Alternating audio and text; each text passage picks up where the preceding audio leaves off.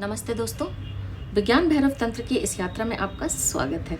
आज हम बढ़ रहे हैं 83वें सूत्र की ओर।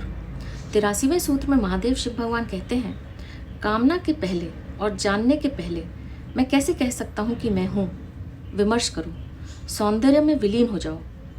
आइए इस सूत्र में बताई गई विधि को समझने का प्रयास करते हैं। सूत्र कहता है, कामना के पहले और जानने के पहले मैं कैसे कह सकता हूँ कि मैं हूँ। एक कामना पैदा होती है और कामना के साथ यह भाव पैदा होता है कि मैं हूँ। एक विचार उठता है और विचार के साथ यह भाव भी उठता है कि मैं हूँ। इस बात को अपने अनुभव में देखना है। कामना के पहले और जानने के पहले अहंकार नहीं है, तो हमें क्या करना है? मौन बैठ जाना है और देखना है अपने भीतर। एक विचार उठता है और हम उस विचार के साथ तादात्म्य कर लेते हैं। एक कामना पैदा होती है और हम उस कामना के साथ तादात्म्य कर लेते हैं। इस तादात्म्य में अहंकार बन जाता है। फिर ज़रा सोचना है, जब कोई कामना नहीं है, कोई विचार नहीं है, कोई ज्ञान नहीं है, तो हमारा किसी के साथ तादात्म्य नहीं हो सकता। और तादात्म्य अगर नहीं हो सकता तो अहंकार भी खड़ा नहीं हो सकता। कुछ भी करते हुए यह प्रयोग करना है। जैसे ही मन में कोई विचार उठे उसे देखना है।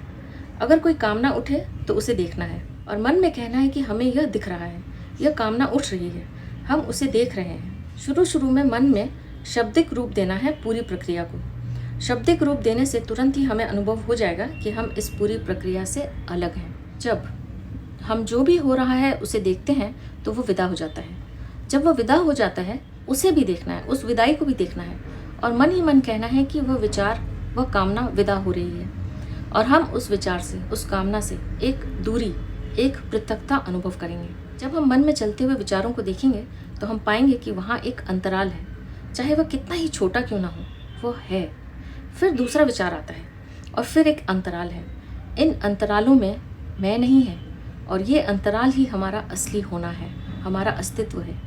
जैसे आकाश में बादल चल रहे हैं, दो बादलों के अंतराल को देखने से आकाश प्रकट हो जाता है। सूत्र आगे कहता है, विमर्श करो, सौंदर्य में विलीन हो जाओ। विमर्श करना है कि कामना पैदा हुई, विचार उठा और फिर विदा हो गया और हम उस अंतराल में है। उस कामना ने, उस विचार ने हमें अशांत नहीं किया। वह विचार, वह कामना थी मगर अब नहीं है और हम अनुद्विग्न रहे जैसे इनके आने के पहले थे। कोई बदलाहट नहीं हुई। वे छाया की भांति आए और चले गए।